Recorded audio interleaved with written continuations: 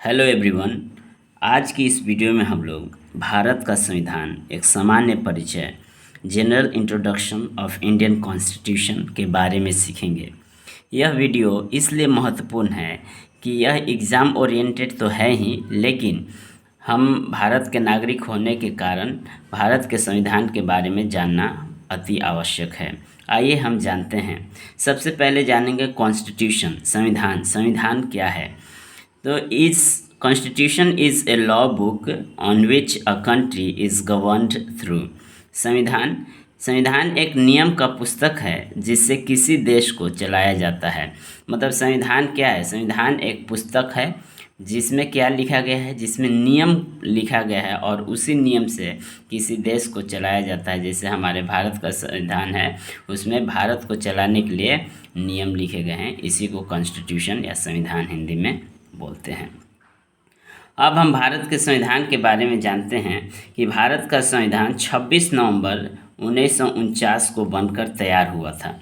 कब? तो 26 नवंबर 1949 को। यह तो कई बार एग्जाम में पूछा जा चुका है कि भारत का संविधान कब बनकर तैयार हुआ, तो 26 नवंबर 1949 को बनकर तैयार हुआ।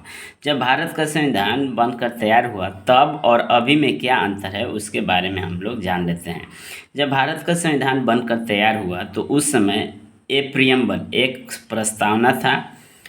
395 आर्टिकल्स, 395 अनुच्छेद 22 पार्ट्स में बांटा गया था, मतलब 22 भाग में बांटा गया था। और 8 स्केड्यूल्स थे, मतलब 8 अनुसूचियाँ थे। एक बार और, एक प्रस्तावना था, 395 अनुच्छेद थे, 22 भाग में बांटा गया था और 8 अनुसूचियाँ थी।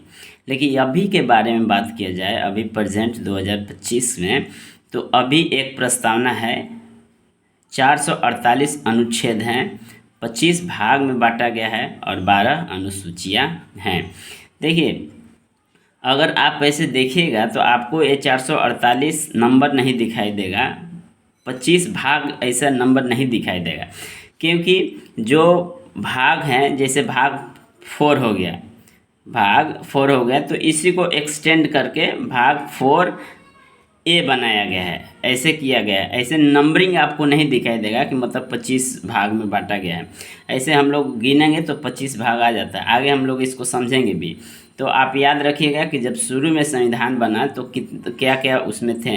तो एक प्रस्तावना था, 395 अनुच्छेद, 22 भाग और 8 अनुसूचियाँ। लेकिन अभी देखा जाए तो एक प्रस्तावना है, 448 अनुच्छेद है, 25 भाग में बांटा गया है और 12 अनुसूचियाँ है।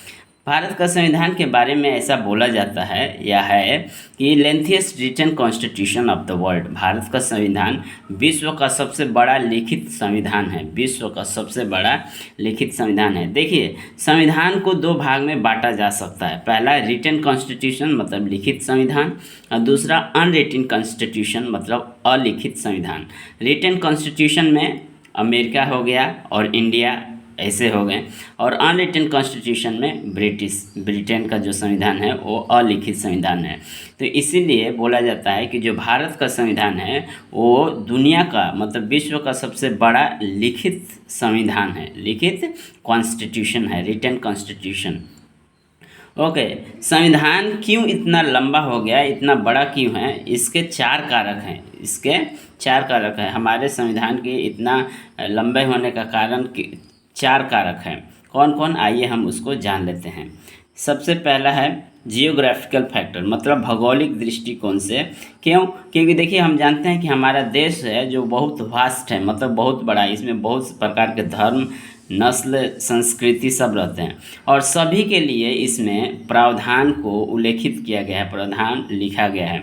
जैसे लिंग्विस्टिक माइनर के बारे में भी लिखा गया है, धर्म से रिलेटेड भी लिखा गया है, जो संस्कृति है उसके बारे में भी लिखा गया है। इसीलिए संविधान बहुत हमारा लंबा हो गया है। पहला कारक ये है जियोग्राफिकल फैक्टर, मतलब भौगोलिक कारक। दूसरा बात है हिस्टोरिकल फैक्टर। हिस्टोरिकल फैक्टर में हम ये जानते हैं कि जो 1935 का भारत अधिनियम पास किया गया था ब्रिटिश द्वारा, वो अपने आप में एक बहुत बड़ा डॉक्यूमेंट था और उसी के आधार पे बहुत सारी चीज़ों को लिया भी गया था। तो हिस्टोरिकल फैक्टर मतलब ऐतिहासिक कारक ये रहा कि 1935 का जो भारत सरकार अधिनियम पास किया गया था वो अपने आप में बहुत बड़ा था। फिर तीसरा फैक्टर क्या है, ओनली वन कॉन्स्टिट्यूशन। देखिए जो भारत का संविधान है वो सिर्फ एक संविधान है, किसके लिए, तो केंद्र सरकार के लिए भी और राज्य सरकार के लिए। लेकिन किसी किसी में हम देखते हैं, देश में देखते हैं, जैसे अमेरिका में, अमेरिका के लिए केंद्र सरकार का संविधान अलग है और अपने अपने राज्य भी अपना अपना संविधान को रखे हैं। लेकिन इंडिया में तो ऐसा नहीं है, इंडिया में केवल एक संविधान है, वो हमारा भारत का केंद्र सरकार और राज्य सरकार दोनों के लिए उसमें प्रावधान या प्रोविज़न दिए गए हैं, इसीलिए यह लेंदी है। और चौथा, dominance of legal luminaries. Dominance of legal luminaries का मतलब होता है उस समय कॉन्स्टिट्यूएंट असेंबली में जब संविधान को बनाया जा रहा था तो ज़्यादातर लोग कानून के दिग्गज थे। तो जब कानून के दिग्गज थे तो उन्होंने बहुत सारे चीज़ों को सोचा कि समाहित कर दे, बहुत सारे, कोई भी ऐसा चीज़ छूटे ना, इसीलिए यह संविधान हमारा लंबा होते चला गया। इसको बोलते हैं डोमिनेंस ऑफ लीगल लिमिनरीज। तो 4 फैक्टर्स अफेक्टिंग करता है, 4 कारक हैं जो हमारा देश का संविधान इतना लंबा हो गया। कौन कौन, तो जियोग्राफिकल फैक्टर, मतलब भौगोलिक दृष्टिकोण से, क्योंकि हमारा देश बहुत बड़ा है। हिस्टोरिकल फैक्टर मतलब ऐतिहासिक दृष्टिकोण से 1935 का जो भारत सरकार अधिनियम पास हुआ था वो अपने आप में एक बड़ा डॉक्यूमेंट था। ओनली वन कॉन्स्टिट्यूशन है, भारत का संविधान केवल एक ही है, केंद्र सरकार के लिए भी उसमें प्रावधान दिए गए हैं और राज्य सरकार के लिए भी प्रावधान दिए गए हैं। और लास्ट है डोमिनेंस ऑफ लीगल लिमिनरीज, मतलब इसमें ज़्यादातर जो लोग थे जब संविधान को बनाया जा रहा था, ज़्यादातर कैसे लोग थे, तो कानून के जानकार थे, कानून के दिग्गज थे। एक फैक्ट फाइल के बारे में आप याद रखिए कि मोनाको का जो संविधान है, मोनाको का, वो सबसे छोटा संविधान है, क्योंकि इसमें केवल 3814 शब्द हैं, केवल वर्ड्स हैं 3814 वर्ड्स ओनली। तो इसीलिए बोला जाता है कि मोनाको का संविधान जो है सबसे छोटा संविधान है। और सबसे बड़ा संविधान रिटन कॉन्स्टिट्यूशन कौन है, तो हमारे भारत का। कॉन्स्टिट्यूशन 2 भाग में बांट सकते हैं, एक रिटन कॉन्स्टिट्यूशन लिखित संविधान और अनरिटन अलिखित संविधान।